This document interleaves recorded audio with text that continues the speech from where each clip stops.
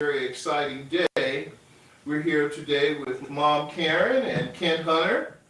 And first, I'd like to say Happy Mother's Day. Thank you. You've done a beautiful job. I know that this isn't your only child. You have two other children, Yes, right? Two girls. beautiful girls, Yes, right? yes, I do. And even a grandma. Yes, Yes. even a little one. Yeah, A little tennis player coming up. Yeah. Yes. And just to let everyone know, her two daughters were fantastic tennis players too. So this is the third of three siblings that are just fantastic tennis players. I've had the privilege of watching all three of them grow up and play tennis. And here's your baby boy that we have here today, Ken Hunter.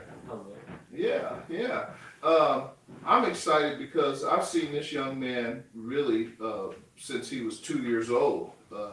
When Mom, who actually is a mom coach, who really was instrumental in the development of all of your children's tennis. So I've seen her on the court for hours and hours on time, feeding balls, picking up balls, arguing with coaches in terms of how she wanted the kids to be trained. So in saying that a little, how are you feeling today knowing that your third child has a full ride scholarship to Cal Berkeley? Yeah, I'm very excited. I'm very excited. I'm very pleased. I'm very grateful. There are so many people to be grateful to.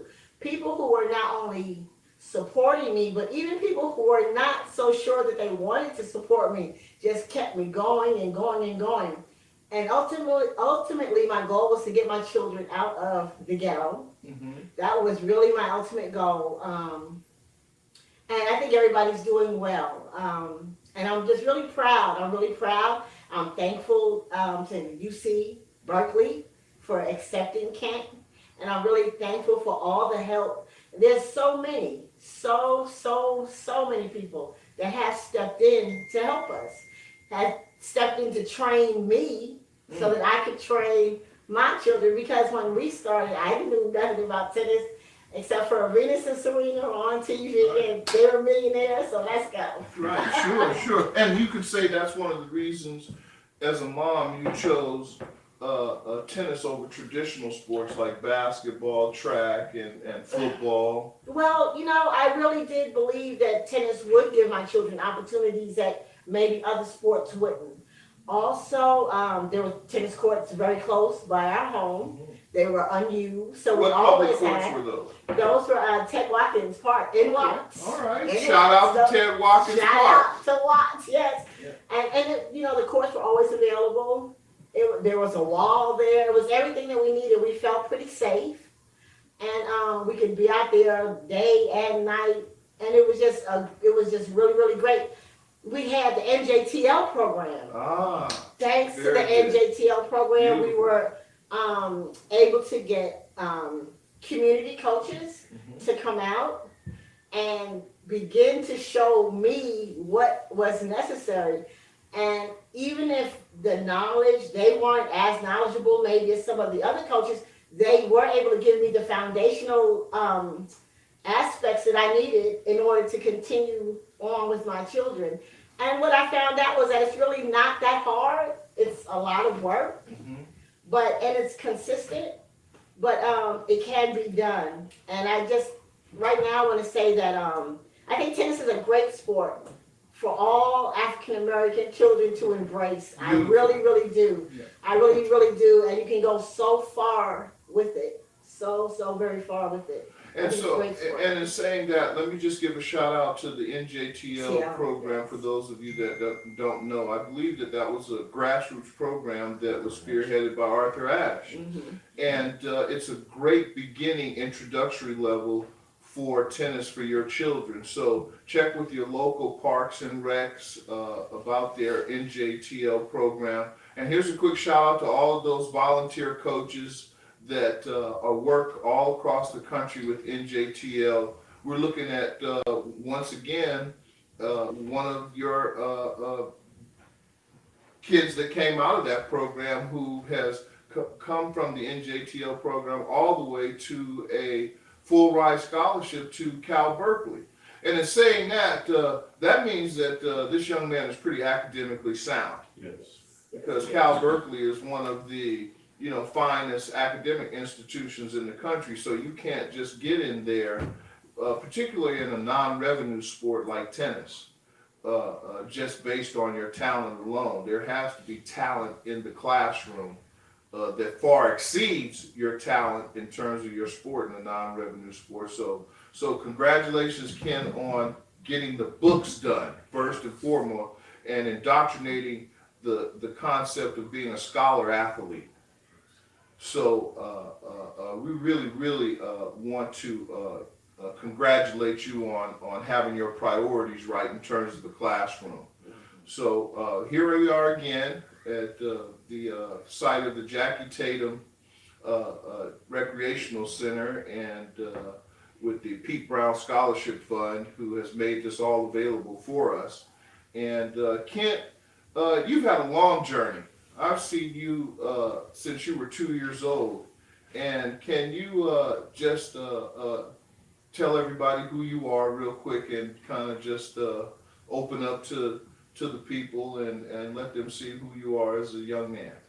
I can do that. Well, my name is Ken Hunter. I mean, you should know that.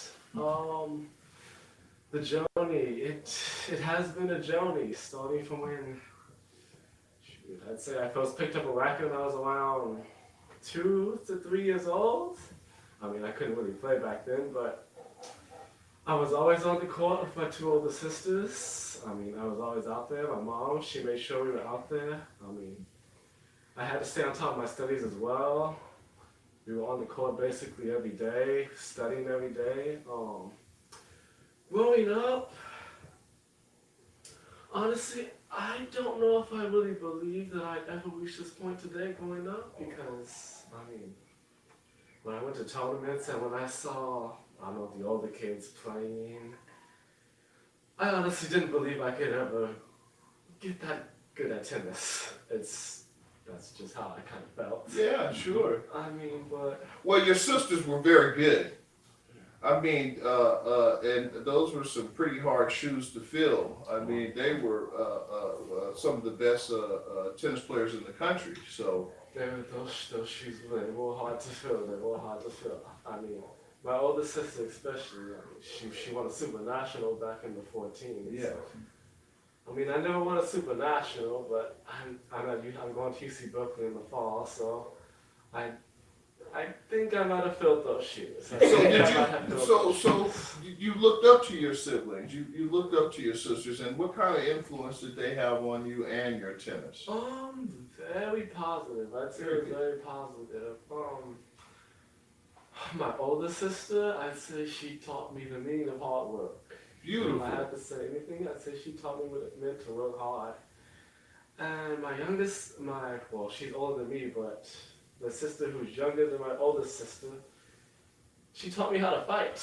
Okay, she was a fighter. All right. Not just on the tennis court, but in the house. Beautiful. Well, here's a shout out to Ken's sisters, who he's sitting up here saying had a tremendous influence in his life, and we want to thank you for helping mom in the process of raising such a great champion.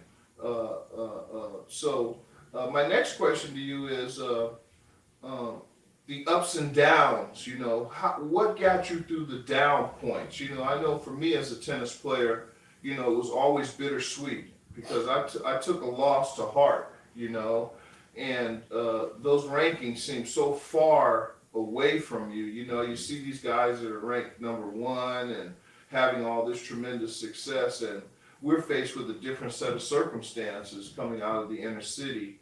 What got you through those moments of doubt and those tough times to get you to this point where you are now? Well, I'd say what got me through was encouragement, not just from my family, but also from the community, saying like the NJTL, the Pete Brown Scholarship Fund. I had a lot of people behind me who believed that I could do it, even if I did not believe I could. So what got me through, my father, my 2 older sisters, I mean,